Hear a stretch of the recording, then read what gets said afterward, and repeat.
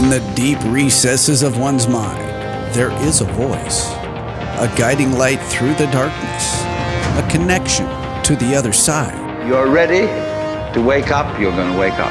And if you're not ready, you're going to stay pretending that you're just a poor little me. A pathway to spiritual that echoes with enlightenment. The voice of spirit. The voice of spirit. You are a function of this total galaxy, bounded by the Milky Way, and that furthermore, this galaxy is a function of all other galaxies. Your journey starts here and now.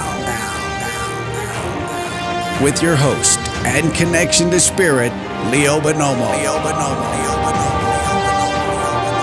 Hi, a very, very warm welcome to Voice of Spirit KCOR.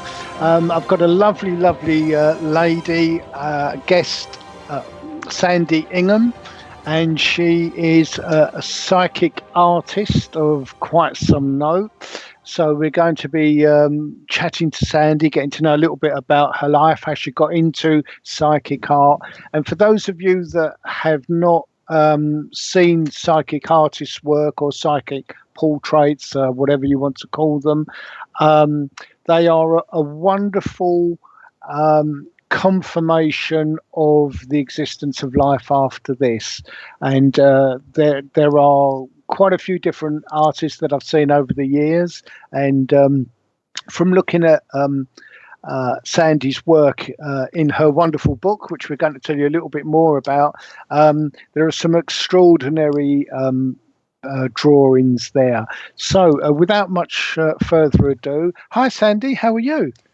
Hello, Leo, and everyone else. I'm very well now, thank you. Apart from a little bit of a grufty voice, I'm sounding like a grumpy old frog, but apart from that, it sounds quite husky and sexy, actually. But there you go. Oh, but really? Yes. Oh, that's good. yes. It doesn't sound. I'm sure to you it's quite a change, but it sounds fine. It depends who's speaking. When Leo speaks, it's very much deeper than this. I can imagine. Yes. Oh, yes. that would be wonderful if that happened, but no pressure. You never know what might happen around Leo. Trust me. And by the way, I do love the name. So. Oh yes. You're quite different than my Leo. I can assure you. I'm very sure that's true. Yes. So I've been reading your autobiography here. It's by James Christie, and it's on TOSP Books, which is the Other Side Press Books. It is a lovely book. I've got some working my way through it, but I do find there are some correlations to the way that I was introduced to spirit, like you, at a very young age. And there are some wonderful things there that we both seem to agree on, you know, some of the philosophy, and I was reading about, God and whether he makes these disasters and that kind of thing. Tell us a little bit about how you, I was going to say discovered, but I feel inspired to say awakened to the gift. Well, that's a really simple answer, whilst being totally and utterly complex. I have never known any other way. I have walked and talked with spirit since I can remember.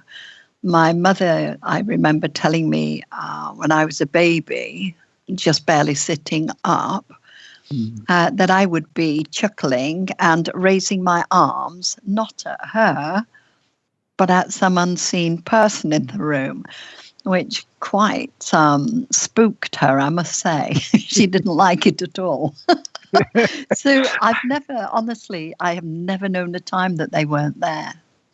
Yeah, and that's something that I've had in common, because I was quite grumpy when I was born, not because I was a grumpy baby, but I realised I'd come from somewhere else, and I've always felt the stars for whichever perhaps life I had before this, and was not very happy to be here.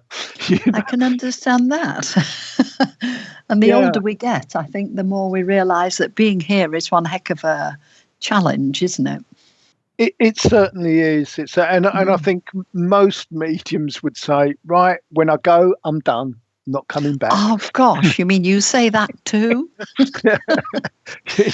I don't know many mediums that would say, oh, well, I want to come back for another go. Oh, no. No, thank you.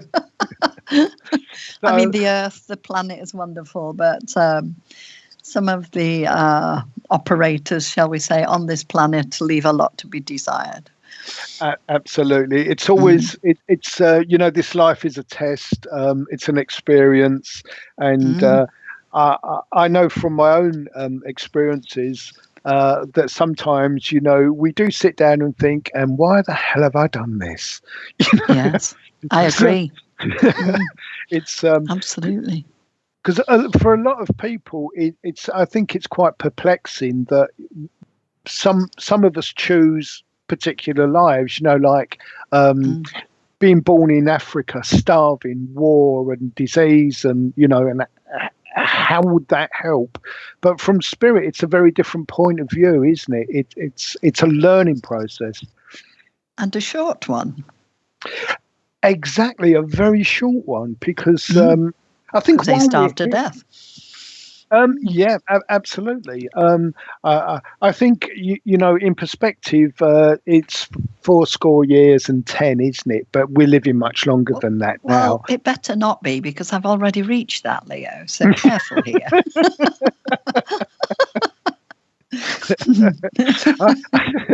Again, I really do know what you mean. I think it's wonderful. Someone said to me one time, because I've been given an age when I would pass, and really? I was actually 4, and I was talking to a 4-year-old girl. We were in preschool, a 4-year-old Asian girl, and she was giving everybody their past and stuff, and she said to me, "You're going to live to be 100," which at that kind of age, and God forbid. I know. Well, it seemed absolutely marvellous at the time. I thought, "Oh, that's going to be great," But as you wear into it, you start to think, "Oh my God, how long have I got?" A prison sentence. Very much so. So it seems a wonderful thing, but even 100 years or so is the blink of an eye, isn't it? Really. Well, in the great scheme of things, of course it is.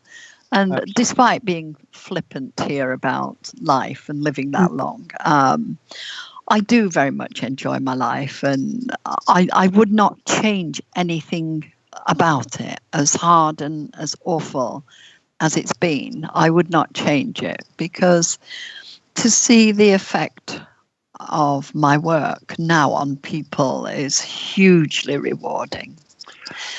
Absolutely. It is. And, I have people coming in and they're bent with grief and just literally cannot lift their eyes up. And within a matter of minutes, I have introduced them back to their loved ones in the spirit world.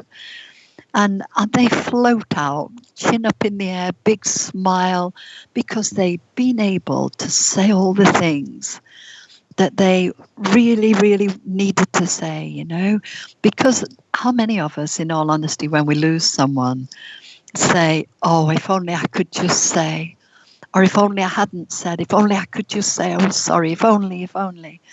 And of course, absolutely. As mediums, we can give them that opportunity.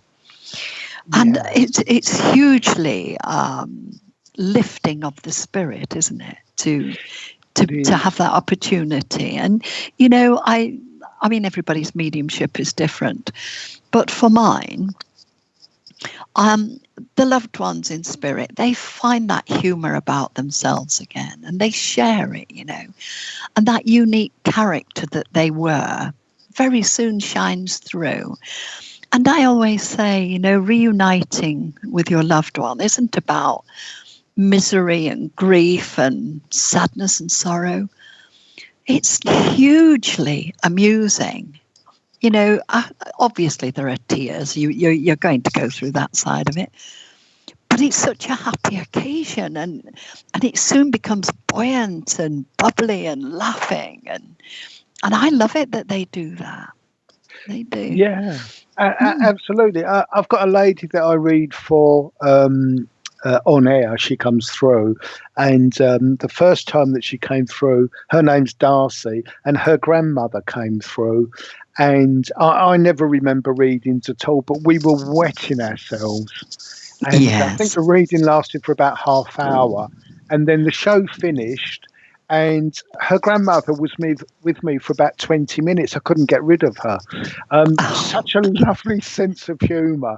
And again, you know what it's like. This was about 20 minutes after the show. I came round, understanding I've been wetting myself laughing, but not understanding what it was about.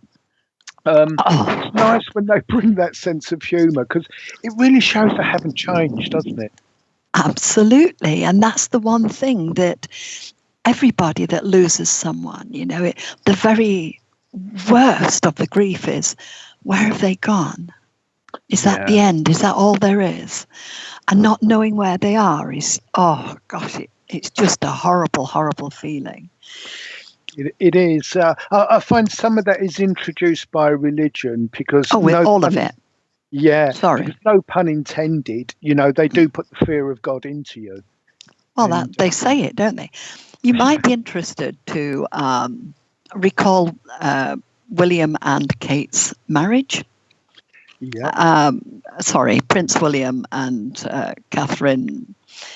Her name escapes me at the moment, but William and Kate. And I lost count after, I think it was 7 times. I lost count after hearing the clergyman there saying, fear God and God-fearing. And I was sat there thinking, what the heck has that got to do with the wedding ceremony? Yeah. Why are they pushing this God-fearing, fear God? And it happens from the moment you are born. This conditioning, this fear. When I was 8 years old, because we were not religious people whatsoever, I've always been who I am, as in a spiritual person, a medium. Yeah. I've always been that. And in my world, all that we need to know about is that we're the human species. And as such, it is our instinct to love, care, and help each other.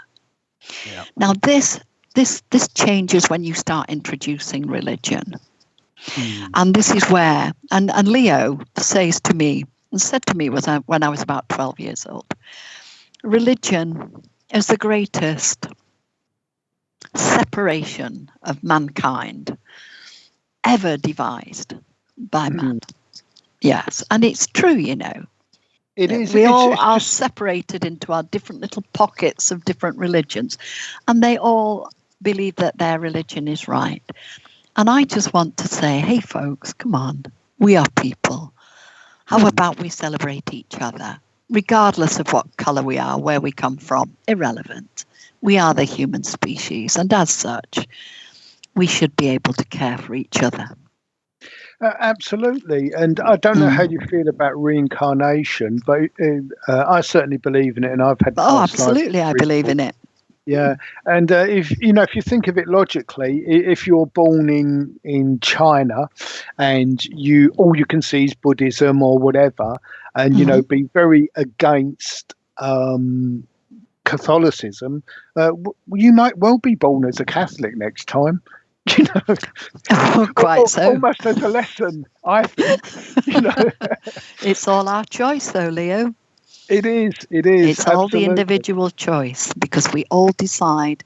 And, I always refer to life, if you like, and the spirit world as the spirit world being home. And it's where we all come from, and it's where we all go back to. And I look upon it as that universal love energy. Absolutely. I often... Sorry, go on. I look upon life as the university of life. Yeah. And we come here to learn to be human. Absolutely. And I think that's a very important distinction there, that we come to learn to be human.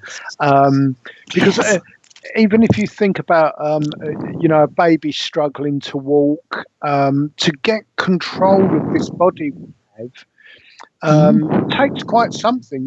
It takes a year or so before we can walk, most of us. Yes. Or to degree of satisfaction, and we have to learn to manipulate this body, control it, and then have some experience. I use that term all the time, though, going home. Yes, And, I do. Yeah, because, it is such a short space that we're here. Absolutely right. And having been there for myself, I can explain to you that it is exactly what I said it was. It's that universal love energy. Absolutely. I've been out of my body quite a few times. When I was young, from about 8 to more or less 10, I could astral project at will. And Yes. I found that quite normal. I used to think of it as flying, like Superman. Me too. And I had very simple techniques for just ejecting, and it was almost instantaneous. And so I think once you've been out of your body, there's no way that you can do anything else. I've not had a death experience. No, I would love one. You've not had a death experience? Yeah. I did, but the miserable wretch has made me come back. I know exactly what you mean. I think if I got half a chance, this is probably why I've not had one. I think if I've got half wouldn't. a chance, yeah, thanks, but no thanks. Yeah. Exactly. But the thing was, I died because I killed myself. Yeah. And they made me come back, and I truly at that time did not want to. But now, retrospectively, all these years on, I understand why I need to be here. I understand that the work I've done and I'm doing is important work, as it is for you.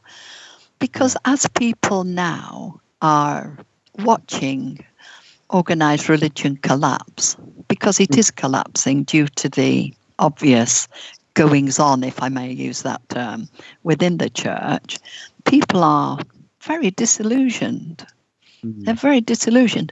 But as people, as the human species, they need something to believe in. And this is where it is not enough to say, the spirit world is real, believe me because I'm telling you. They want to see and hear proof. Absolutely. And this is where we will be looked upon to be honest, completely honest, loyal to the people, and integrity our byword. Yeah, absolutely. That's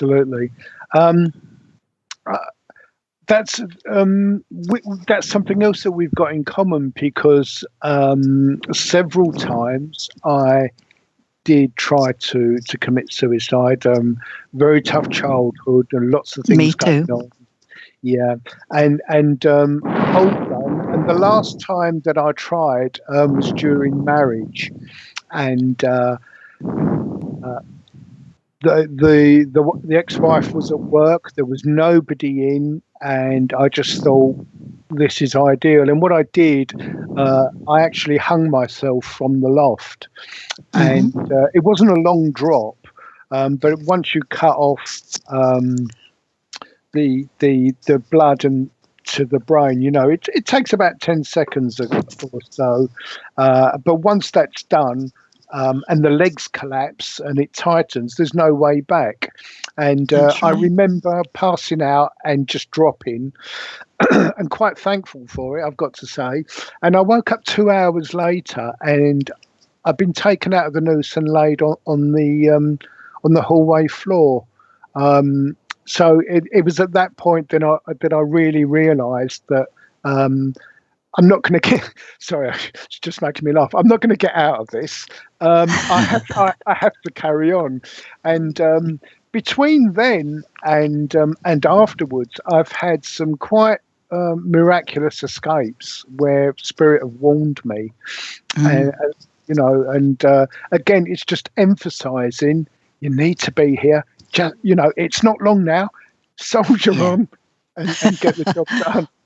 Absolutely, but I look back on everything that happened to me from being a small child upwards through my life, because I also was married. I was about 21, I think, when I did it. But it makes you look at life very differently. And I look back upon it and think, well, do you know what? That was my qualification. And I can say through my life and the things I've gone through, every type of abuse you can aim at a female from being about 2 years old, I've had perpetrated upon me.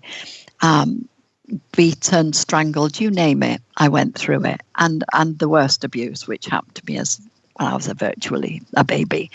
But now, because I've been through so very, very much, I can honestly say to anyone sat in front of me, no matter what their problem, there is a very, very good chance that I've already been there, done that one, and can hand on heart say, I know how you feel. And I think that's worth everything. So I celebrate the horrors of my life. I celebrate them. Absolutely. Like you, I have no regrets. No. I know many mediums like us have been, through terrible things, and it's essential for that experience of being a medium, isn't it? Yes. Because it's one thing to sit there and agree with someone and go, oh, yes, that's terrible. But once you've lived through it, there's that energy there between you, isn't there? And that empathy, of course, yes. Yeah, absolutely. And that is priceless, to be able to say, I know how you feel. It's okay. Yeah. And, because it takes away your self-worth, doesn't it? It does. I felt like a slab of meat up until being about 50 years old for the use of. And, whatever life wanted to throw at me. Because it took me till I was about 50 years old to really, truly understand that, do you know what? This is okay. I am well qualified as a medium. Yeah. Because it is that. I mean, that's one of the things that gets me with skeptics. They go, oh, well, it's fraudulent, it's this, it's that. You've obviously had an easy life scamming people. And they have absolutely no idea, which is, it's fine. They've chosen a life as a skeptic. But they don't stay one for long around me. No. Okay, we're just going to go into a break. This is the voice of spirit, your connection to the other side. To understand something spiritually, you must experience it. And in order to experience it, you have to experience it in your imagination. Explore with us by calling 702-425-9230. That's 702-425-9230. Give us a call now. Worldwide callers use Skype name KCOR Radio. Everything that now exists was once imagined. Therefore, everything that is going to exist must first be imagined. Back with your guide to spirit, Leo Bonomo. After these brief words from our sponsors.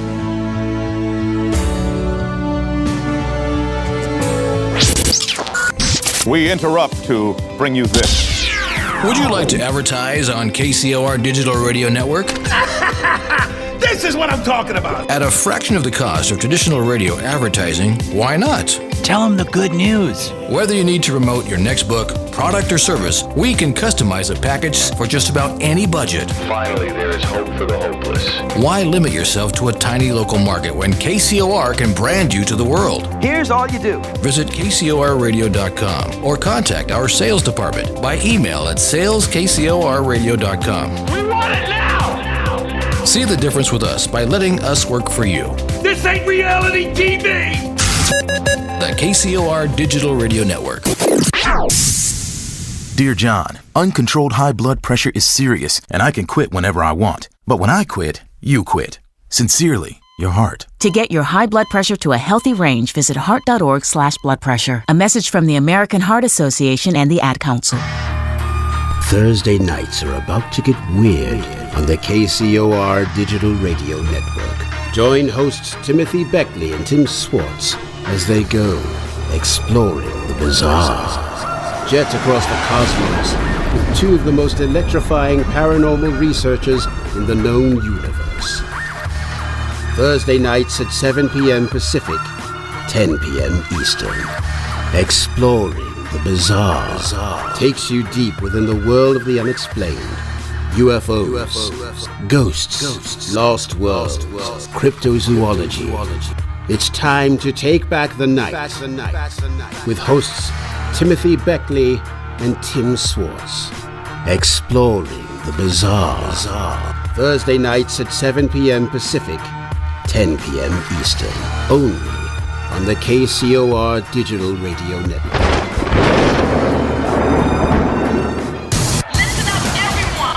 This is the world-famous KCOR. That's the only station I listen to. Incoming message. In a digital world infiltrated by government as well as civilian disinformation, a single, powerful, and researched voice speaks through the night. We're getting a signal. Join Erica Lukes, the host of UFO Classified, as she interviews some of the hottest, sometimes controversial, but always informative people in the world of ufology and the paranormal. They knew for sure that it was an alien craft, and our governments around the world have covered it up. The reason I was taken aboard was because there was no choice. I would have been dead. UFO Classified, 4 p.m. Pacific, 7 p.m. Eastern, every Friday night. Exclusively on the KCOR Digital Radio Network. The truth is out there just waiting to be discovered. But the question is, are you ready for it? UFO Classified, hosted by Erica Lukes, the new voice of the high desert. Exclusively on the KCOR Digital Radio Network.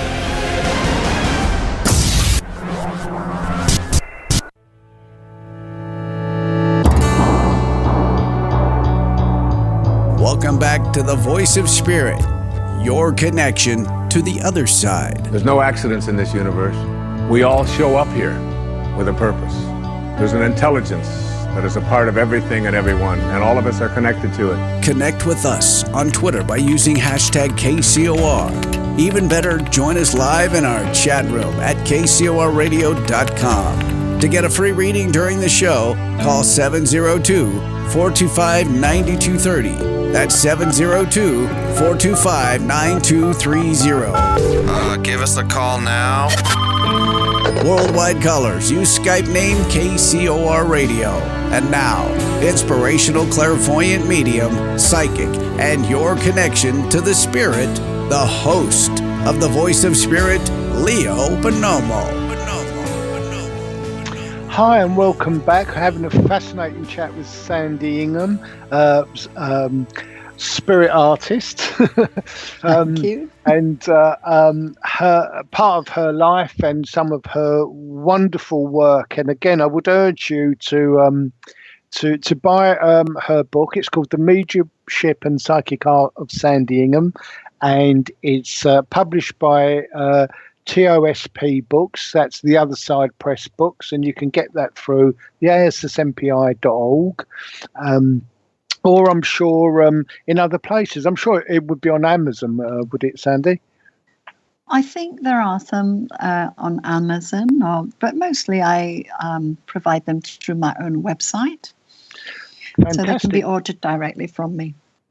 Fantastic. And what is that website? Oh, beg your pardon. www.sandyingham.co.uk.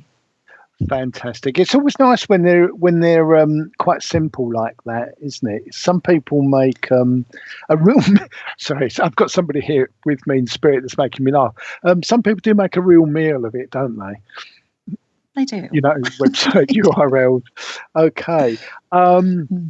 Tell us a little bit more about how you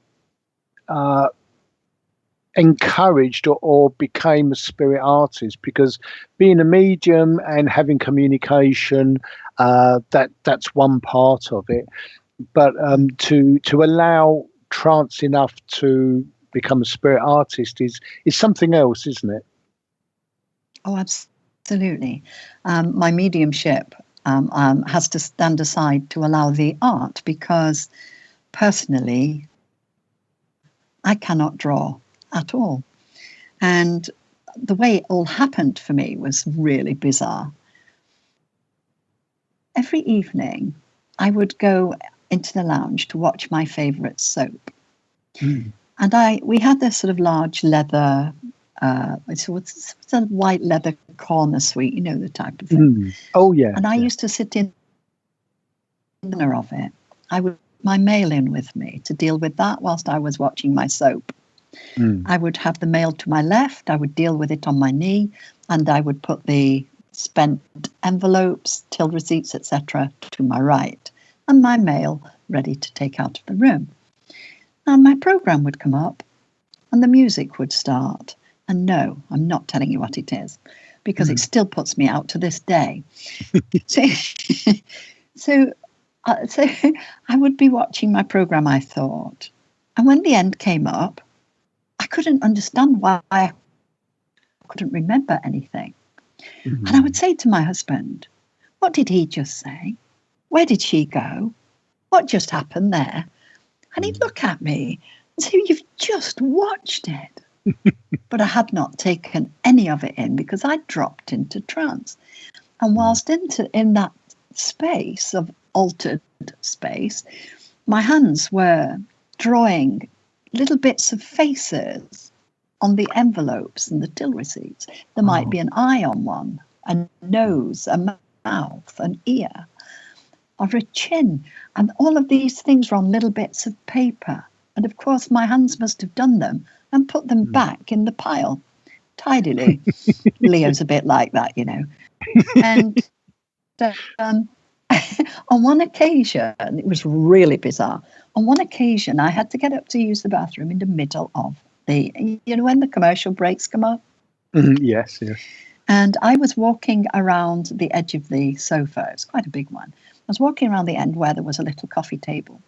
And I must have put down what was in my hands without knowing I'd done so. Yeah. And as I rounded the table, there was movement down on the table. I thought I'd knocked something off. But when I shot my eyes, human eyes looking up at me. Very, very real looking human eyes, clearly drawn because they were done with a pencil. Yeah. And I was in total shock. And I said, I couldn't even speak. I was in such shock. And he looked at me strangely. And he said, you've been doing it for weeks. What is your problem? And the problem was I had no idea. None at all. Now, I knew I couldn't draw, so it couldn't be me. And I'd been a medium for 60 years at that point, because this happened 11 years ago. Wow. And I knew I couldn't draw, so it wasn't me. So my first question upstairs, as I call it, spirit world, they're upstairs, we're downstairs. Yep. And I would say, okay, I know this isn't me, because I know I can't draw. Who is this and what is this all about? I'd never heard of spirit art or anything to do with it. Yeah. I was living very much in my own little world. I didn't go out to places like mediumship shows or anything like that. But anyway, or to churches. I didn't do any of that stuff. So I had not heard of spirit art. However, I knew that it wasn't me. But I thought, okay, because I was pondering this all night, and I was due at the hairdresser's next morning. So I thought, I'll call in at the newsagents, and I'll pick up a sketch pad and pencil, and then I will prompt them to say, okay, what's this all about? Here's my hands, here's me, do it. And that was my plan. Yeah. So I got to the hairdressers, and I used to have my hair coloured then, not this white that it is now, which is natural. And I must have picked up the pad and pencil whilst I was sat there. She used to put me under the dryer to develop the blonde that I would put on my grey at that time. Yeah. And my hand must have picked up the sketch pad and it was flying across the page, she said. So she came to see what I was doing. And the first I knew of it was her staggering back up the room on a sharp intake of breath, trying to ram her fist down her throat. You know, you can imagine the scene, can't you? Yes, absolutely. And I'm looking a bit bewildered because I don't know what's happened. I'd been out, and when I'm out, I know absolutely nothing. I don't hear anything. I don't see or know anything when I'm out. And Leo's in. So I asked her what was the matter, and she just pointed to the pad and said, "That's my granddad, and he'd recently passed." So I thought, that's what I'm doing. And there it started, and in the following very few months, very few months, my hands churned out hundreds and hundreds of pictures, and then my next inevitable question is, what's all this about? Why am I doing this? What's it for? And there came a day when I was looking through a newspaper. Now, this is very rare because I don't buy them. I don't want them in my house. I don't like them. I do not contaminate my brain with bad news, lies, which I'm afraid many newspapers are guilty of. Oh, absolutely. Or at least fabrication, being kind to them. So I was looking through this because my husband had wanted a voucher out of it. So I was just thumbing through to make sure he had it, when an advert leapt out off the page at me. And it was for a medium coming to very close to where I lived, in fact. And Spirit immediately, I heard it straight away, book some tickets. So I'm saying, don't be silly. I haven't got that sort of money. It was expensive for me at that time. Yeah. Anyway, I'm saying, don't be silly, whilst my fingers are dialing the number to book the tickets. And it gets worse. Wait until I tell you what he makes me do. All sorts of things, believe me. So I booked the tickets, and the show was the following night or the night after. It was very soon to be anyway. Yeah. And then starts Leo. Take your sketch pad. No. Take your sketch pad. No. Take your sketch. Now look, I'm not going to do that. I'm old school, etc. Now you don't go and watch a show of a young man doing his thing to the best of his ability to look up and see this silly old woman scribbling on bits of paper. What would he think? No, I cannot do that. Yeah, it's kind of hijacking, isn't it, in a sense? Well, it is. So again, he said, take your sketch pad. And this went back and forth until I decided, okay, I'll put some safeguards in place. And I made a deal with him. Right, I will take the sketch pad on condition that the medium doesn't mind me doing it. Okay. And then I thought, that's a little bit too easy. Also, he's got to tell me personally that he doesn't mind me doing it. And I'm still thinking, not enough safeguards. That's two conditions. I need another. Oh, yes, he's got to be alone when he tells me that he doesn't mind me doing it. So I thought, well, that's easy. I'll just make damn well sure I don't see him. So I hit upon this plan, Leo, to go early, go really early and go and hide in the bar. Okay, so we went up early, stupidly early. I think we went at 6 for a 7:30 show. Oh. So I thought, we'll go in the bar, no problem. Yeah. So we get up there and we walk into the foyer and I open the door. Well, it was a revolving door. We went through it, safe, there's nobody there. Yeah. Not a soul, and the bar is right in front of me. I know that if I can reach the safety of the bar, I will not see him. Yeah. And I will not have to keep this deal with Leo. So I planned it all out, me.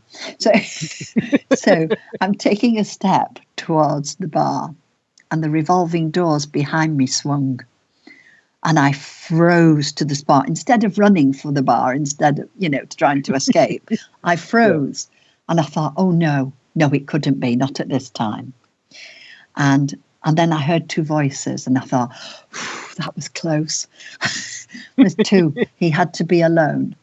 Yeah. And blimey, would you believe that one of them peeled off and went into another room, which left whoever was behind me alone. Yeah. And he's gaining on me. He's coming up alongside me because I'm frozen to the spot and can't move. Yeah. And there he is, right beside me, alone. And I think, oh my God, I'm going to die. I really felt like that. Thought, heart beat, for goodness sake. So now I'm exactly where I tried hard not to be. Yeah. So I had to turn. I had to fulfill my deal. And I turned and I said, hi, Stephen, you won't know me, but my name is Sandy, and I've been doing a little bit of spirit art. And his face, his smile did not falter. He was a perfect gentleman. Whilst his mind was thinking, oh, God, not another one. Yeah. And of course, I'm a medium, aren't I? So I'm saying, oh, no, I'm genuine, I promise. Here's one I prepared earlier. And I'm reaching for the pad and I'm dying inside because my mouth is saying this when there's no such thing that I've done earlier. I have not done anything earlier. And I'm thinking, help. If this doesn't finish it, nothing won't. Yeah. Oh, my gosh. So I've pulled out the pad and opened it up, and sure enough, there's a picture of a lady. I'm in total shock because I don't remember doing it. But then I wouldn't anyway because I go out. Yeah. Consciously get out of the way for Leo, you see. Yeah. So he's looking at this picture and he's thinking to himself, and I swear to you, it was as if I was reading his mind because his face is still smiling and still looking passive. And so he's thinking, well, it's a good picture. Could have taken a week to do that. But he said, yeah, it's absolutely fine. Yeah, fine. And that was it. He strode off after his manager, and I'm headed for the bar in shock. So now I'm committed to Leo, that is. Yeah. And we walked into the bar and it was completely empty. There was no one sat at any tables at all. But there was a long bench to my right as I walked through the door. And there were 4 ladies sat at that bench. And I'm looking out quite away from them, quite opposite to where they're sitting, trying to choose a table. And they slid apart 2 by 2 to let me sit down. My husband by now has gone to the bar to get me a drink. And he looks up and he's thinking, what is she doing? What's she moved them for?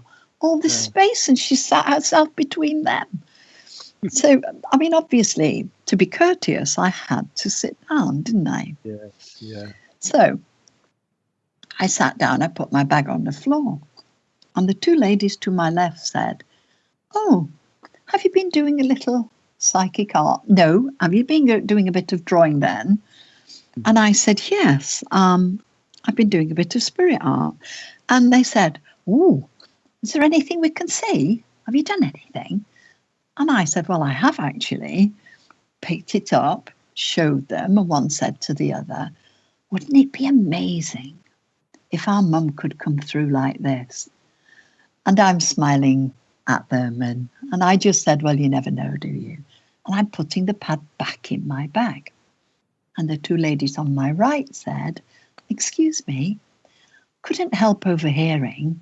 Could we have a look?" You know what's coming, don't you? Yeah. So I pulled out the pad again, pulled back the fly sheet, 2 hands to 2 mouths. And they both said in unison, "That's our mum." Oh. And I'm thinking, yes, of course it is. I'm very skeptical, you know. I'm very skeptical. It pays to be a little skeptical, yeah. And I love skeptics now because I can usually turn them round very quickly. But, well, it's a bit difficult to argue with a picture of your mum when you do one, isn't it? And this is what happens. So they said to me, "No, it's true. Look, we've got a photo." And it was an identical photo to the sketch. Brilliant. And except that it was in mirror image, but that's Leo all over, isn't it? He liked his mirror image. So that was that, and I'm in shock again. And I don't know how my heart kept going that night. It was awful. And so I went in to pass my tickets over to the desk, and the medium was sat there. Stephen was sat there.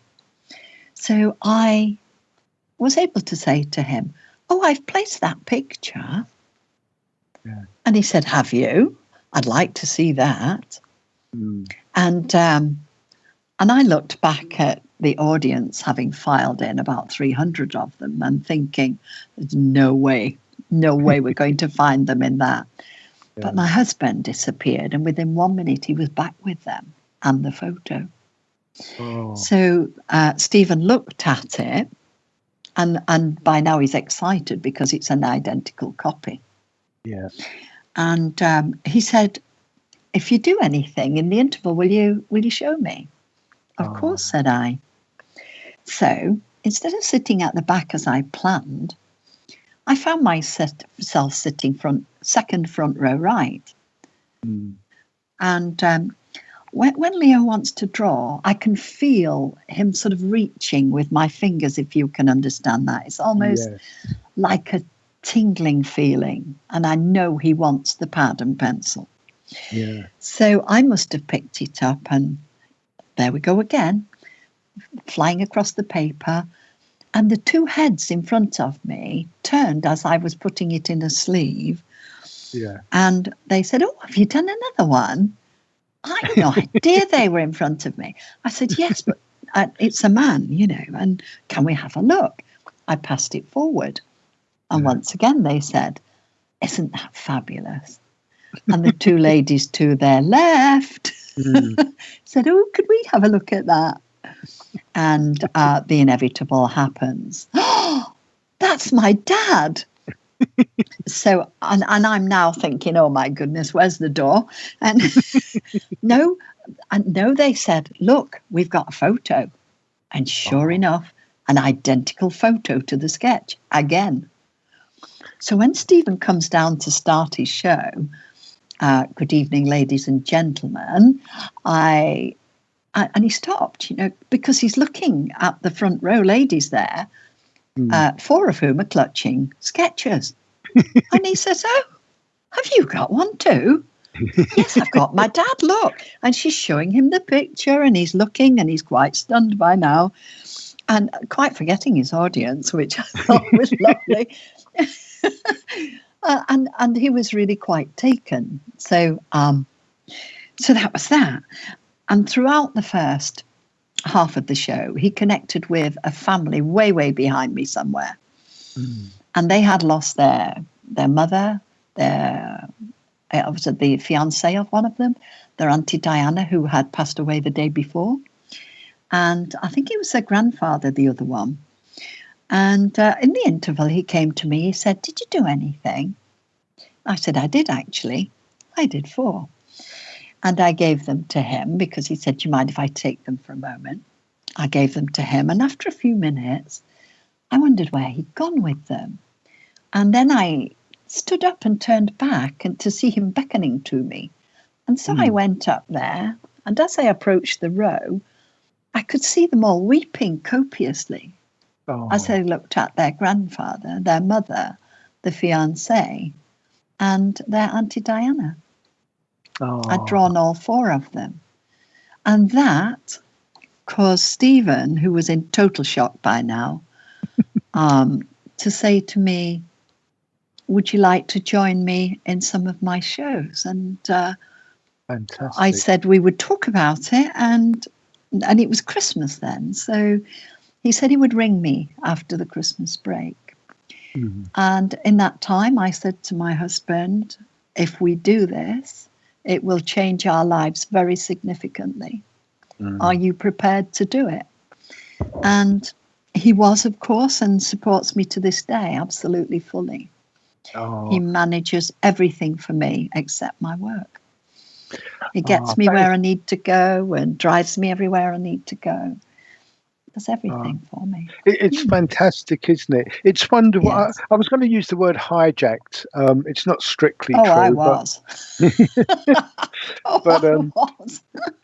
It's wonderful when they do that. My very first, I've been training for 5 or 6 years anyway, possibly longer. But my very first public demonstration was a church not too far from me, and my guide came forward and said, you need to go to this church on Sunday because the medium's not going to turn up. And like you, I test and I make all these little contracts, and they have to be fulfilled, and otherwise I know it's not right and I'm not going. But this really sort of caught my curiosity, so I thought, well, no harm in just having a look. And so I went, sat in the audience, like yourself, just waiting for the medium to turn up. And the chairperson said that the medium hasn't been able to make it tonight. Are there any mediums in the audience? And my arm got pushed up into the air and said, oh, do come up. And I'm thinking, oh my God. And that was my first public demonstration. We've got about 30 seconds or so. We're just going to go into a break, and we'll be back after this.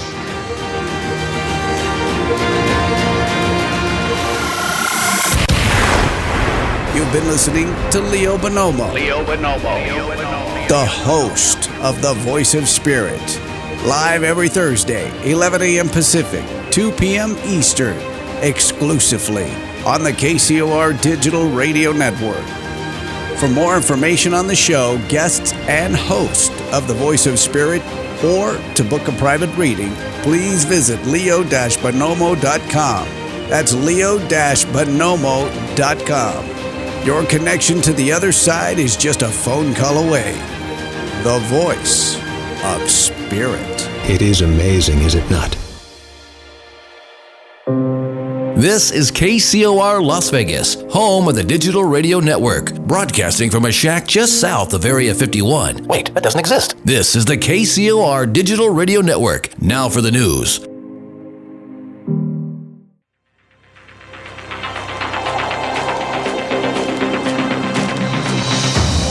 In the deep recesses of one's mind, there is a voice, a guiding light through the darkness, a connection to the other side.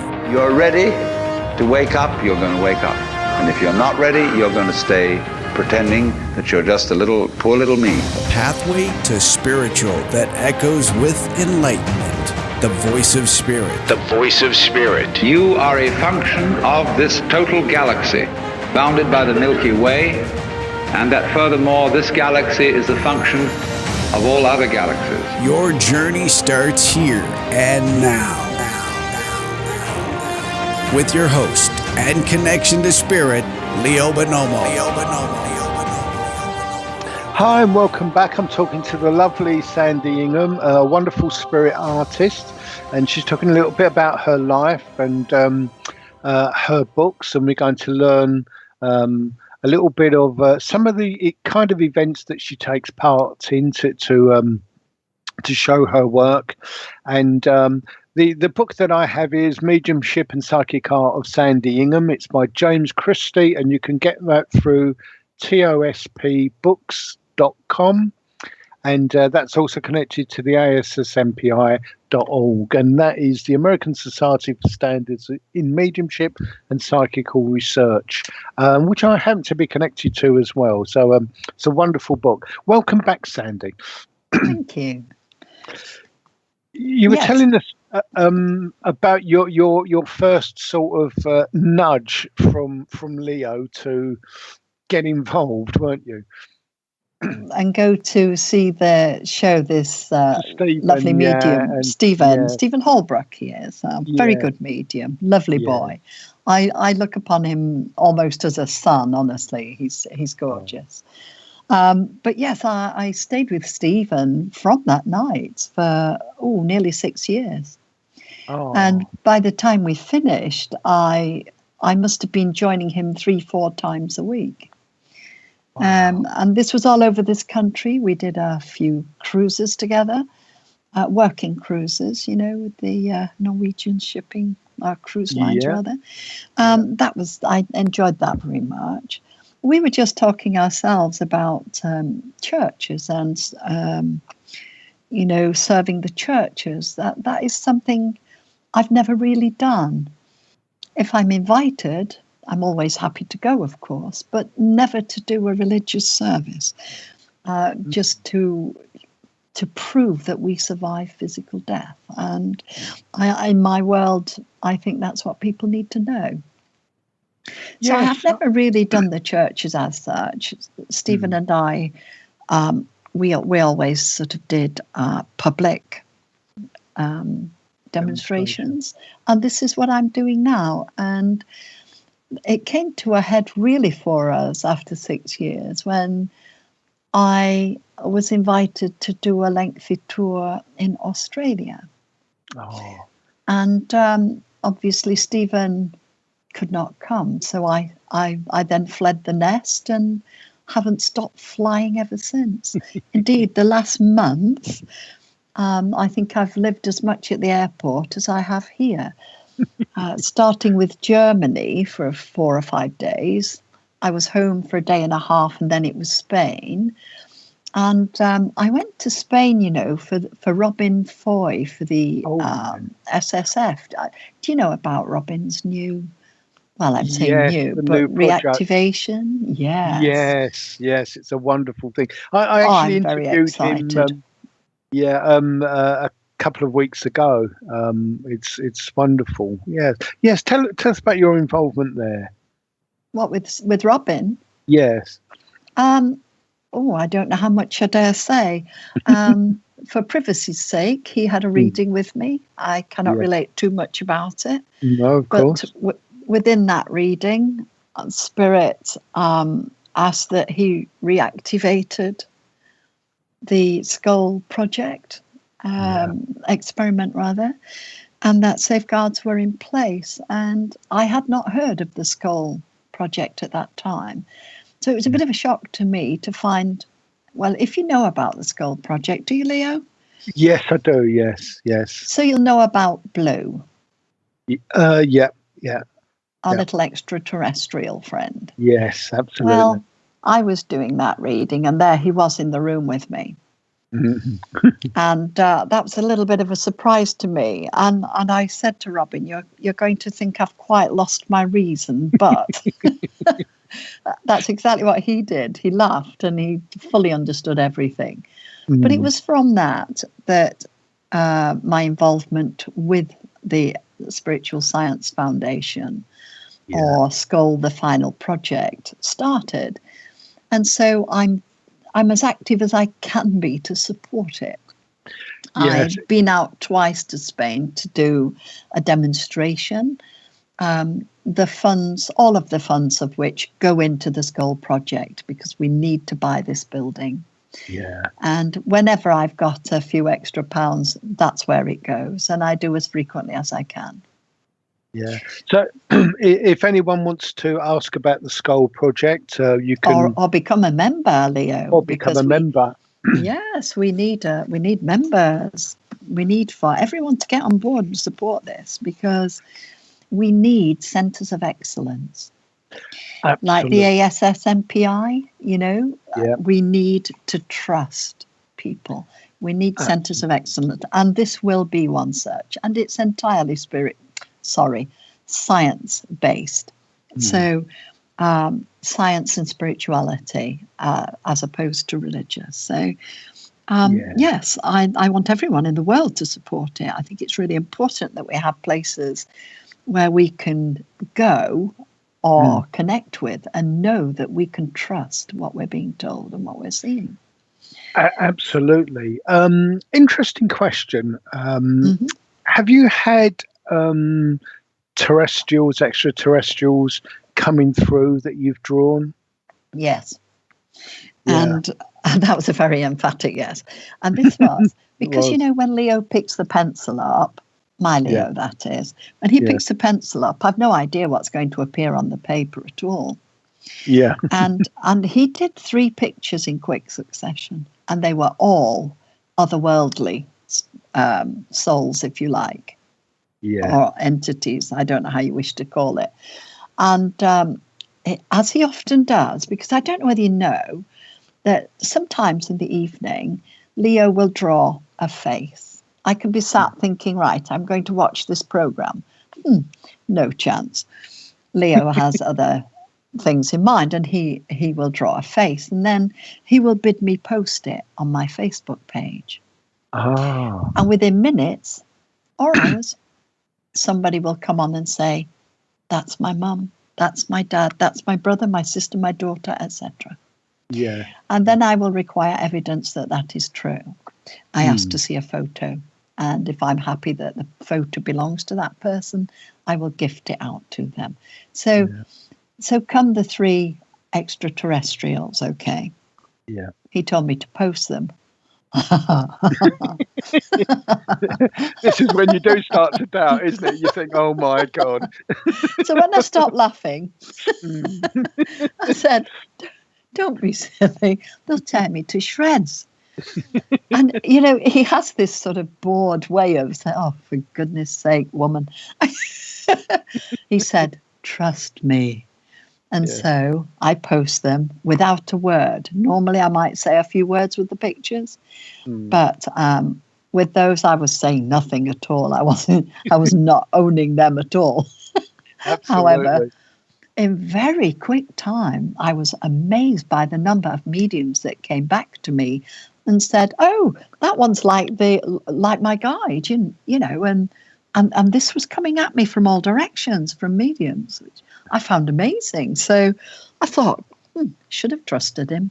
I always say that, you know, I always can trust him. It doesn't stop me worrying. No. So yes, definitely the answer to that. Yes.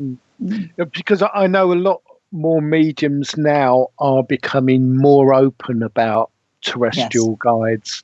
And I think that's a wonderful thing, because like us, like animals, they are souls in a different body. And animals, of course, you know, they are lower vibrations, and I don't mean that disrespectfully. But we all are souls in bodies. Absolutely. And I think it would be downright embarrassing not to admit now that we are being visited by you know, people from other planets. It would be very silly to deny it. I don't know whether you've read the book by Leslie Kane, have you? The UFOs? No, that looks like something I need to do. I do think you should, because she interviewed a lot of the people, the admirals, the pilots, the hierarchy of the military world connected with extraterrestrials and UFOs in particular. So they are very much a real part of our world, very much so. And why it has been withheld from us, I truly do not know, because if they intended us harm, we would know about it by now, trust me. Absolutely. I think a lot of it is fear. I think it's ego, it's control, you know, because it's without being disrespectful to any particular nation, it's like, well, this is great. We can back engineer some laser weapons or something, and we can be in control. You know, because man has this unfortunate thing, doesn't he, of getting a really good idea, you know, that may be medicinal, and then thinking, oh, we can start a war with this if we sort of engineer it a little bit. And this is what when I've had conversations with these extraterrestrial friends, and I have had conversations with them, and they tell me that they've given man a little technology here and there. And what man has done with that technology is make ever more deadly ways of killing each other. Absolutely. It's one of our it's by Leslie Kane. And sorry, what was the title again? UFO. Oh, UFO. Oh, nice and simple. We've got a caller on the line, Darcy, who has a question. Excuse me, Darcy. How are you? I was talking about you earlier, actually. I heard that, and I think my grandmother wanted me to call in. She was flashing the lights in the kitchen this morning. Oh, fantastic! And then I usually work on Thursdays, and then my client called and said I didn't have to work today. So I'm like, I think I'm supposed to call Leo. Oh, fantastic. I love it. There are no coincidences. What's your question, Darcy? Oh, I'm just curious. I don't know. My grandmother is obviously sending me signs today, so I don't know if she wants me to talk to Sandy or I don't know. I just feel like she wanted me to call for some reason. Okay. Well, let's try Sandy. Well, just very quickly, while you've been speaking there, I've been aware of her waving a card at me.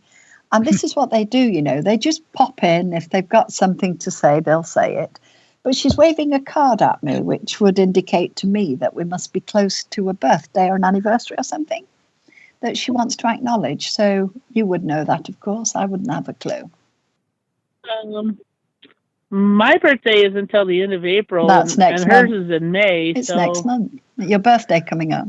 Yes. Well, if you think about it, darling, where are we today? I don't know what the date is, but we're getting towards the end of March. Mm. Exactly. So your birthday's a few weeks away. So if she may, she's acknowledging your birthday there.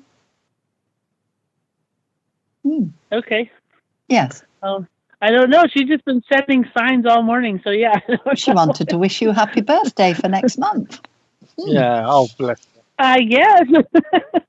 What's the number 14 to you? The number what? 14. 14. 14. She's just said very clearly to me 14. I don't know. 14. Okay, I don't know. You got me on that one. Good. Have a good think about it and see what comes up. And if you can remember what it is before we're finished, let us know. But 14, definitely. Okay. Yeah. Okay. Wow. I wish you'd give me a bigger clue than that. Wow. Oh, you want us to do all the work for you, darling? I guess so. Not going to happen. I can definitely tell you it is. She's such a trickster. She is. It's definitely 14 because she's writing 14 for me and giving me lots and lots of ticks. So yes. It's not the 14th of the month. I'm asking her questions, but your grandmother being what she is, and she does like a laugh, she's just laughing at me. And she's kind of joining in the game, with Sandy. So I know that will. Well, her birthday is the 15th of May. Oh, that's cheating. She's not wanting me to forget her birthday. That's cheating. I don't know what the 14 is. That's cheating. 15. I could have sworn she said 14. I know it is 14 because she's still writing it and underlining it for me and then ticking. So there is something about the 14. Certainly is. Yeah. Okay. And September. So September, yes, absolutely, definitely. I don't know what you're trying to achieve, but I can tell you by September that it will be in place. I haven't a clue what I'm talking about, so don't worry about that. But you will. You will. I think this is a move, Darcy, because your grandmother's talking. We've mentioned a move so many times. Mm-hmm. I think you could be right on that, Leo. I do. I think you could be right on that. Yeah, I've just got her smiling at me now, so hopefully that's correct. Well, we'll find out in September, won't we? We certainly will. We certainly will. Have you any other questions, Darcy? No.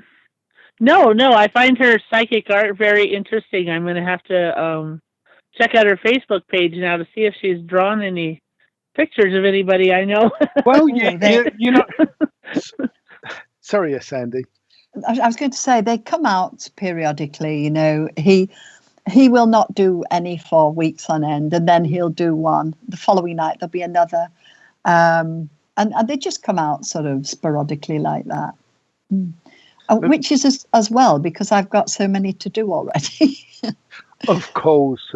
Because I can do them practicing psychometry. You see, I can do them by touching the handwriting of a person. Oh.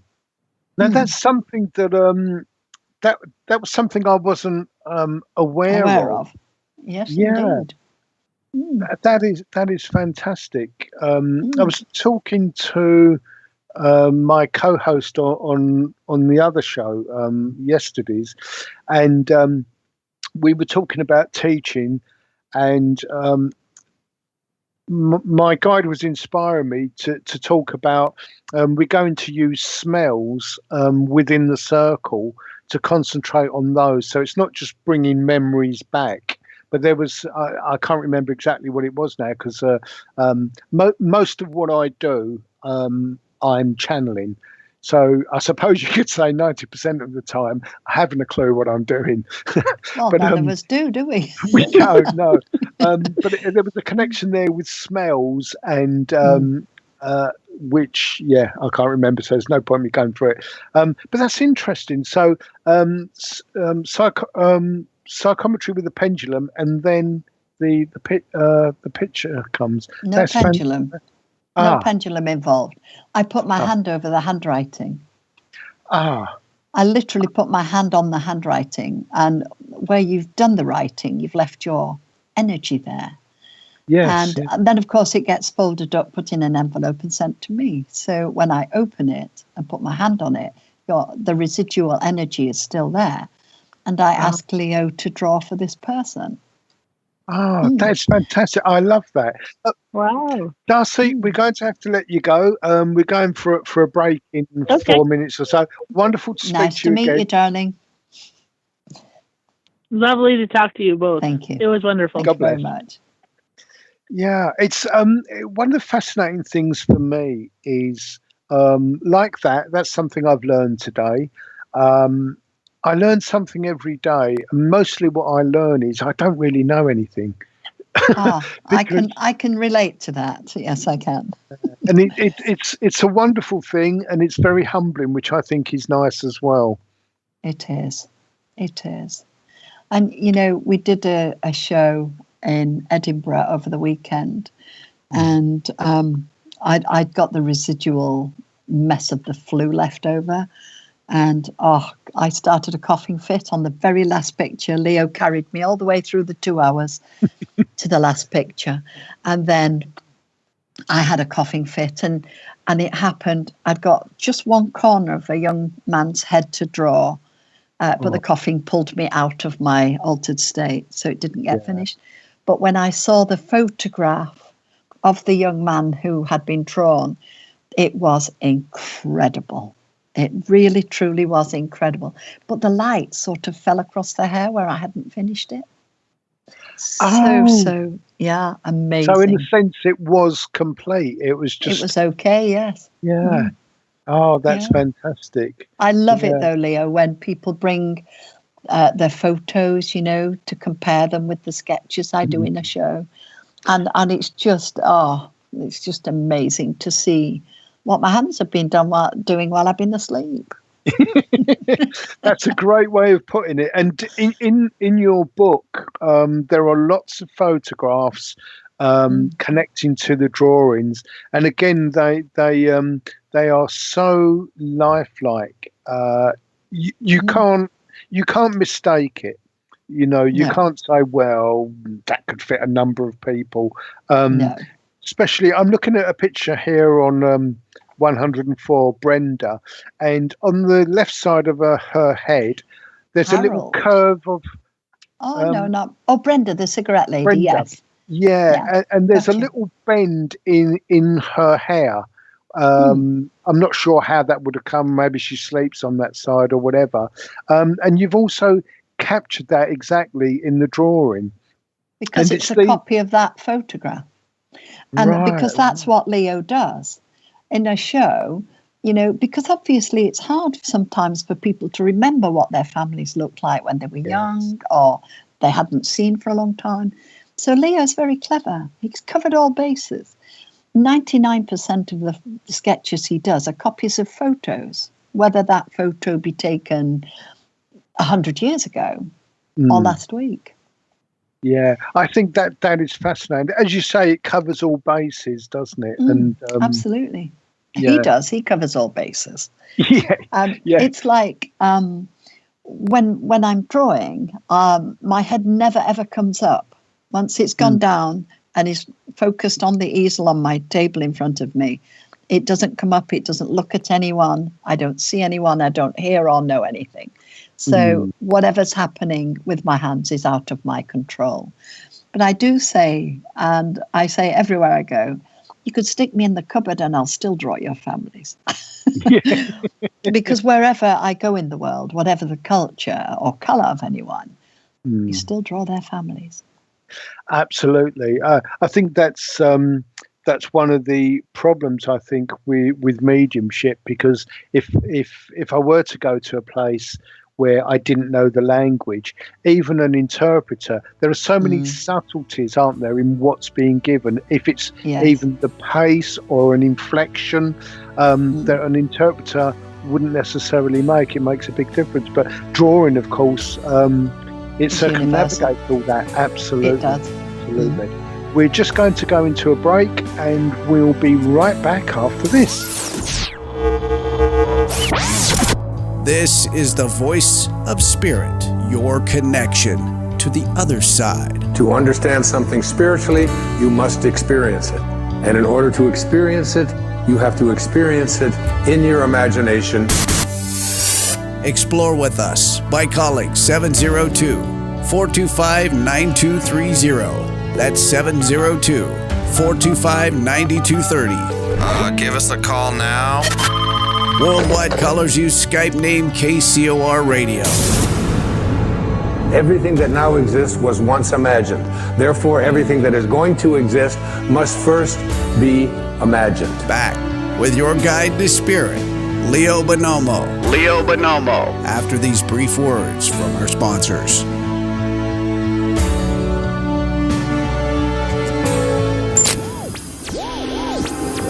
"1 Million Miles Till Midnight." A story of timelines, artificial worlds, simulated races, and the galactic imprint, and the destiny of a blue world called Earth. 1 Million Miles Till Midnight, written by Solaris Blue Raven, is a journey through the mind's eye which allows the reader to surf a wave of technological and multidimensional intellect, revealing a bridge between conscious design and the truth.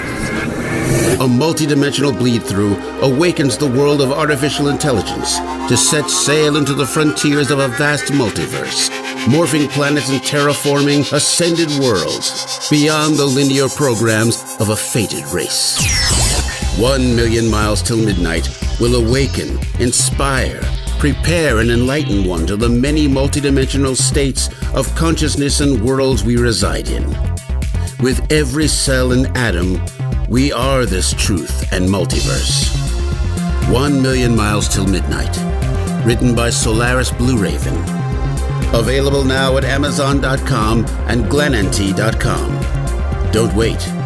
Get your copy today. That's good. Turn your radio up. I love it. All the music I want to hear. This is my station.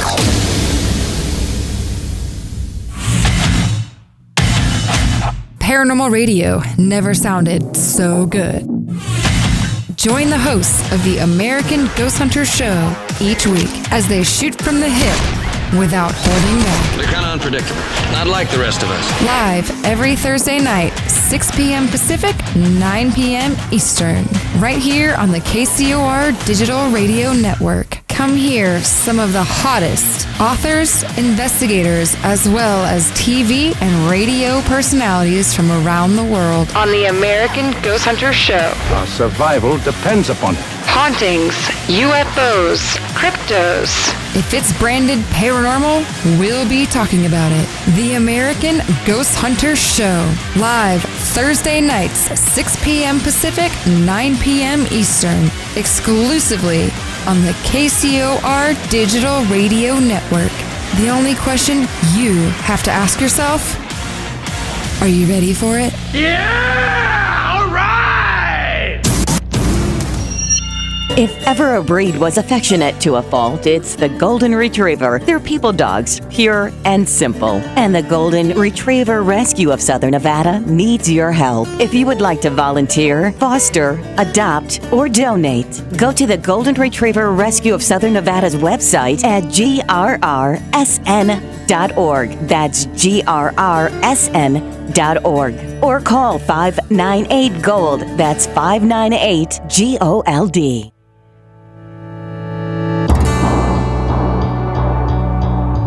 Welcome back to the Voice of Spirit, your connection to the other side. There's no accidents in this universe. We all show up here with a purpose.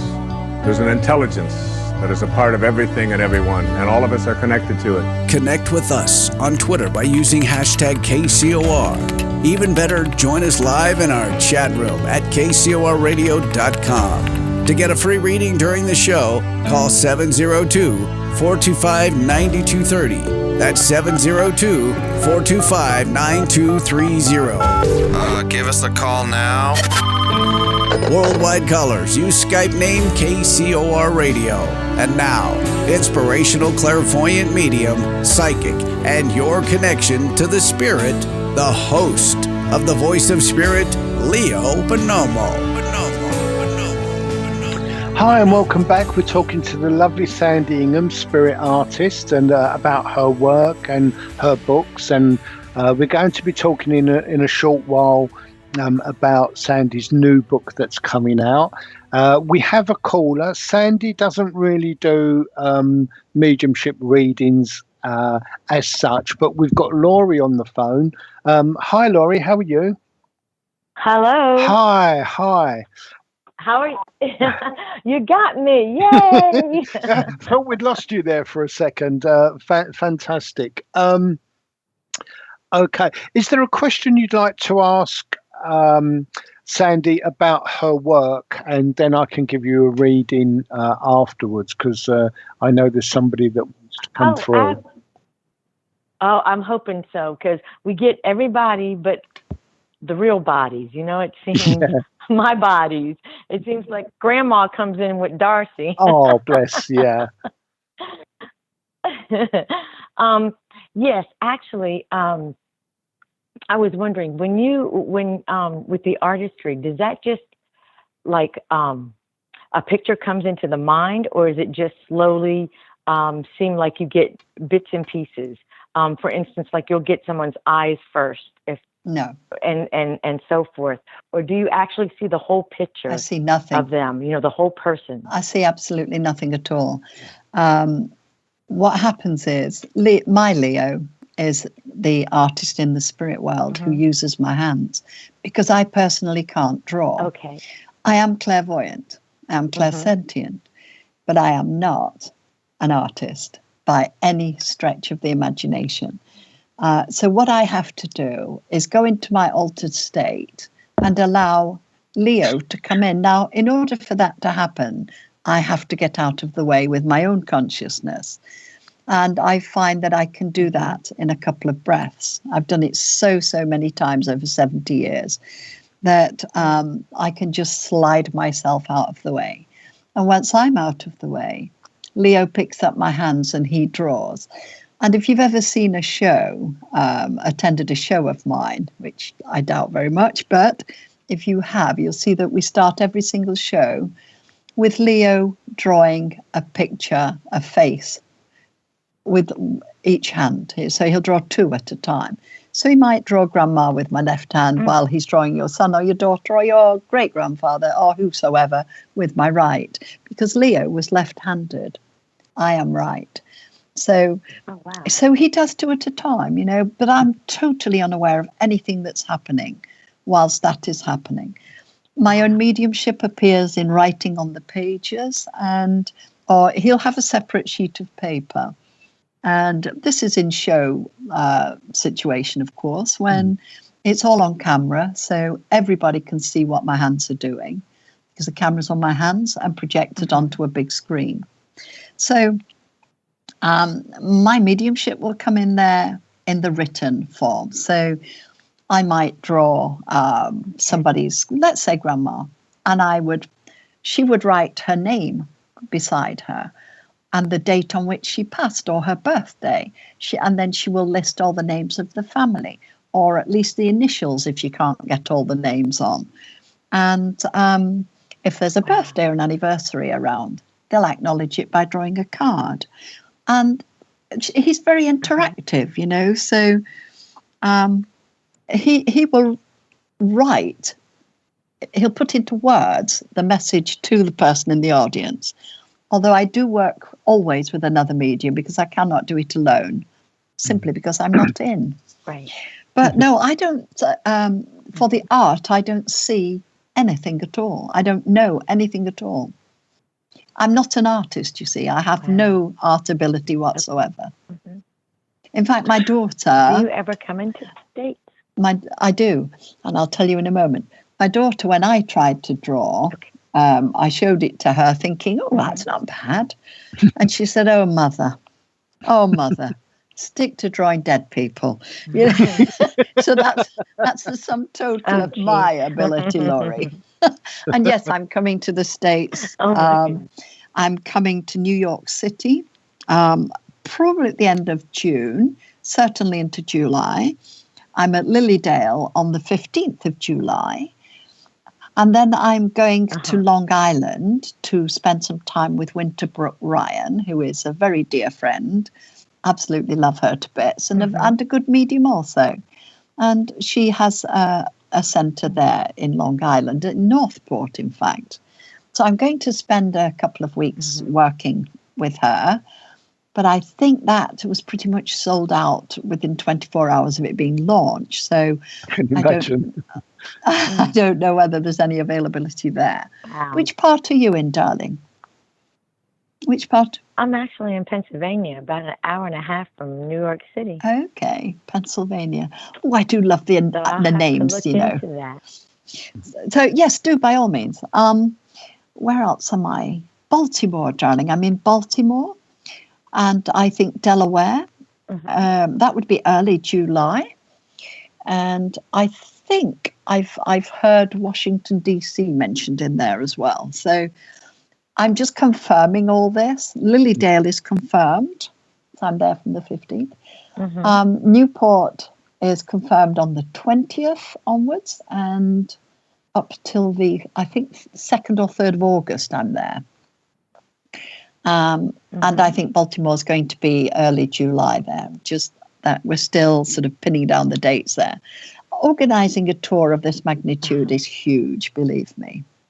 Yeah, because obviously so many people and places have to fit in and be available. And of course, there's me in the equation. So somebody has to be sent for me in order to ferry me about.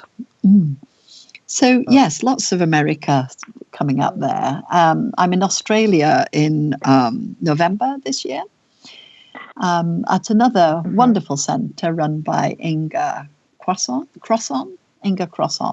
Beautiful German lady. Adore her too. So, yes, definitely. I spent a lot of time in America last year. I went to Fort Lauderdale. It's hot there, isn't it? I love the heat. I absolutely love it. I'm going out to Australia to 40 plus degrees. I love it. Absolutely. Wow. Yeah.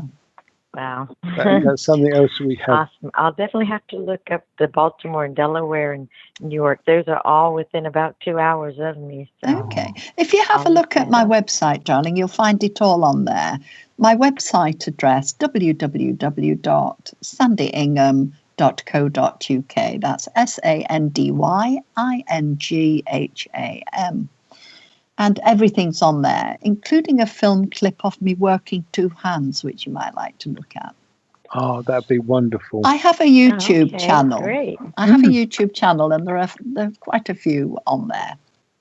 In fact, it shows you how interactive my Leo is. I find it so disconcerting, Leo. Can you change your name? Yes. There I are several. bow to the greater. Well, do people know who my Leo is? All right. I'm sure. Well, I'm sure if they're associated with your work, they will do. Yes, absolutely. Yeah. Okay. So, yes, definitely coming to America again, starting at the end of June. Great. Fantastic. I'm pretty sure I'm coming back to the Edgar Cayce Foundation there. In the center of New York. Oh, that's in Virginia Beach. I believe that one's coming up alongside it, but that's not pinned down yet, so I don't know. But certainly Washington. Sorry, not Washington. Come on, think America, Sand. New York. New York. Listen, when you globetrot as much as I do, you've no hope of remembering anywhere or even anything. In fact, most of the time, I don't even know who I am, never mind where I've been. I have that feeling as well. I have that feeling. Yeah. So, sorry, go on. Right. No, I was just going to say, I've got a pretty busy life, traveling around all over the place, really. Absolutely. I could imagine. It sounds exciting. At the same time, I know it's tiring. Well, the reality, my darling, is I arrive where I'm going, I work, and then I leave.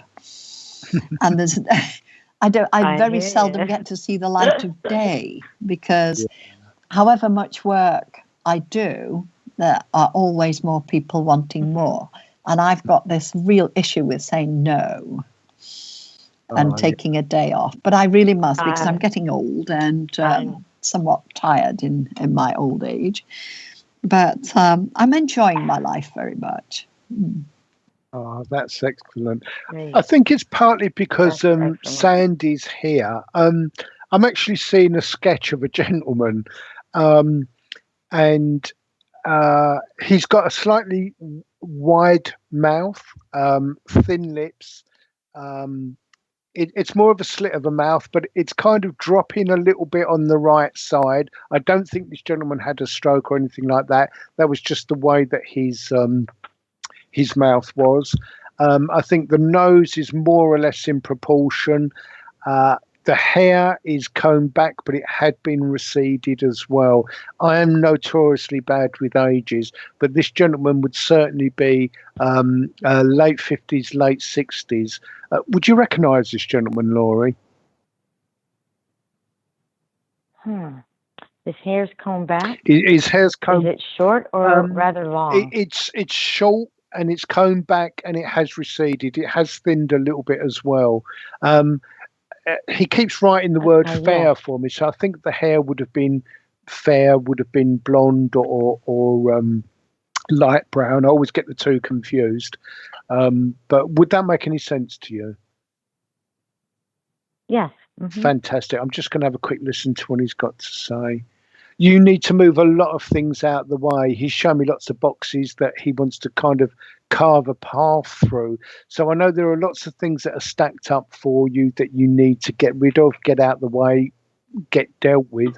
And he says it's about time that you did this because you seem to have got things half organised and then left it in that state. Would that make sense to you? Okay. He's actually laughing along with you. I think he's waited a long time to get through. Would you understand my saying he either hasn't been through before or it's been a long time? You're right. He hasn't been through before, probably. Yeah, because he's talking about it being a bit of an event for him, and it being such a long time before he's come through. So I know he passed over quite some years ago. He wants you to know that you can deal with these situations. So it's not just one, but he says it's getting the momentum and getting that done. You do live a busy life as well. I kind of feel like this as well. There's so many things to pick from, and whatever you do, you seem to be behind. But he says just pick something and move with it. You'll start to clear the pile. Would that make sense to you? Yes, it would. Fantastic. As I'm asking for a confirmation there, he's taken me forwards to July, and he's talking about that being a mini celebration. I know there's something planned for July, but it's also, it's not quite a landmark. That's too large a word, but it's kind of a marker for you moving on. So would that make sense too? Yeah, because he's talking about lots of people attending. So if I can leave that with you, because I'd love to talk to you more. Take this gentleman's great love and mine. I know you'll get them sorted, but I'll say prayers for you. God bless you, honey. Okay. Thank you both so much. Thank you. No problem. Bye-bye, sweetheart. Okay. Bye-bye. God, I don't know where 2 hours goes, Sandy. Has it gone? We've got about 6 or 7 minutes before the ads. It's incredible. It is. Do you know, while you were talking to that young lady, I was also picking up, and it's like I wanted to take her whole life and shake it up and reshape it. And to value herself for who she is, because she's an incredible energy there. And, you know, I wanted to add that to what you were saying, but I wouldn't, of course. Oh, I'm sorry. Oh, no, that would doing be it now. fine. Absolutely. It's all right. She'll be listening. Yeah, she'll be listening. Yeah, yeah. I know that she's also wanting to develop, as I think Darcy is as well. So there is that energy there that's with her. We must mention, because I kept meaning to, and then time rattles on, your new book. Yes. It's rather cleverly called Drawing on the Past, as in PASSED, Drawing on the Past.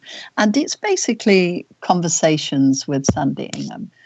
And it's due out very soon now, within the next few weeks.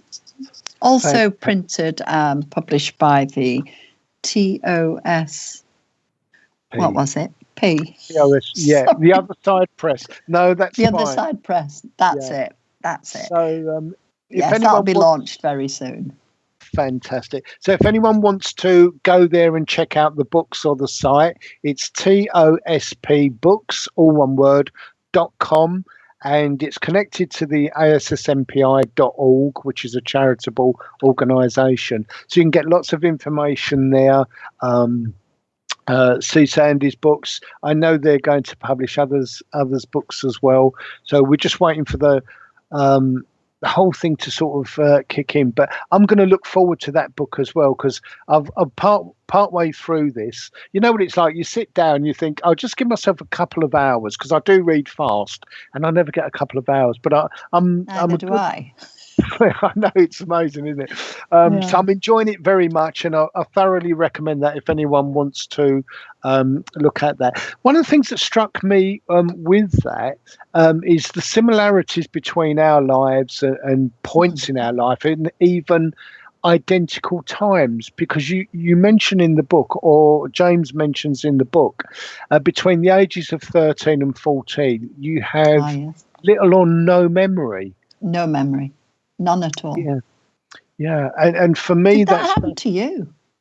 Not quite, but there are parts which seem to be quite blurred. And again, I can only relate it as quite trance-like, of being off somewhere and the body just needing to do what it did, and then you kind of wake up.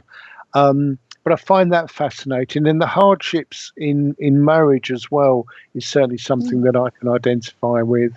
Are there any last things that you'd like to mention on any level, Sandy, at all? Well, I do workshops, where Leo and I teach people how to draw a very, very believable face. He's very successful with this, and people who come to the workshops who have never, ever lifted a pencil to draw, and they are stunned at what they go out with. And for those who are mediums and clairvoyants in particular, Leo teaches them how to draw what they're seeing. He does it very simply, and he joins every single student, and they feel him join them, and he speaks to them, which is wonderful, and it turns out some amazing work. So yes, I do workshops wherever I go to. Oh, that's fair. Because that is something I would like to do. Because like you, I couldn't draw to save my life. But I would certainly like to get an appreciation of being able to draw. But certainly I think to feel that in a small way for myself, I think that would be wonderful. So I'll keep in contact with you over that, because that would be fantastic to experience for myself. There's always something new to experience, isn't there? Oh, definitely. Fantastic. So if anyone's interested in either going to a demonstration or workshops or whatever, you can get Sandy on her website, which is www.sandyingham, all one word, SANDINGHAM.co.uk. SANDY, sorry, darling. SANDY. That's me going to. I seem to have developed dyslexia as I've got older. But thank you for that. Yeah, it's because I don't want to be rushing off thinking I'm sure that's what he said. But there you go.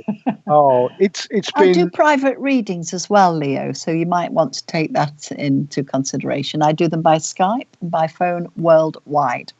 Oh, that is fantastic. So do you produce the pictures to I was going to take a screenshot. They can take a screenshot of it.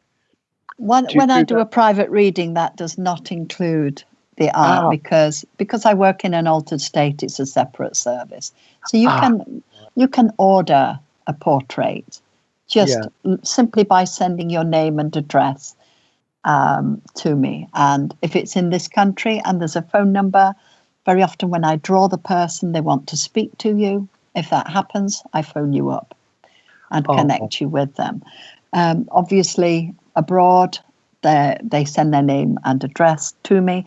There's a form that they can download on my website, and they can also pay for the services by PayPal on my website. Fantastic. That is absolutely wonderful. Okay, so hopefully everybody has enjoyed that. If you do also want to get in touch with Sandy, you can find her on Facebook, and it's well worth, because there's some lovely pictures on there of students holding up pictures which again do look amazing. I think it's wonderful, and it's, if you think about it, it's such an extraordinary experience for them to feel a spirit, be guided by a spirit, and produce, because they very love few it. people get that chance. Yeah, absolutely. That's right. Oh, I could do workshops all day, every day, for so many people want to experience them. And I keep threatening to stop doing them because, of course, it's hard work. It is. but people love them, so I continue. Yeah. Oh, that is absolutely fantastic. Okay. We've got a couple of minutes left. Any last things you want to add, Sandy? Oh, gosh. As always, the mind is a blank. Yes, I would like to say I'd like to see people jump on board as members to the Spiritual Science Foundation. With Robin, it's an amazing experience, and it's something our world needs. Absolutely. And it's a physical mediumship. Of a different type, but it's so very much needed in our world today. Absolutely. And again, we did speak to Robin Foy, so if you want to look in the archives about that, you'll get more of an idea. But for you to see and experience people physically materialize, and they can, when you can't touch them, you can't reach out, but they will ask if they can touch you. And to physically speak to someone and feel spirit, they're solid, they're warm. Sometimes they're cool, I've found, but generally they're warm. Is something absolutely amazing. We need to close now. Again, I can't believe 2 hours has gone. Thank you so much. Anytime you want to come back or you want to make an announcement of anything, you're very, very welcome.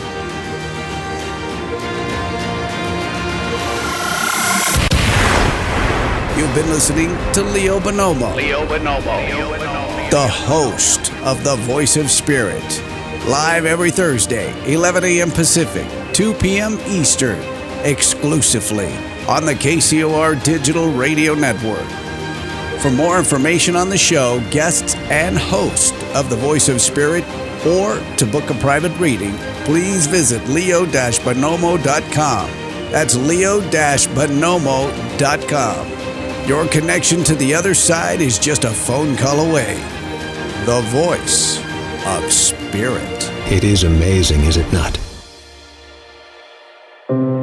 This is KCOR Las Vegas, home of the Digital Radio Network, broadcasting from a shack just south of Area 51. Wait, that doesn't exist. This is the KCOR Digital Radio Network. Now for the news.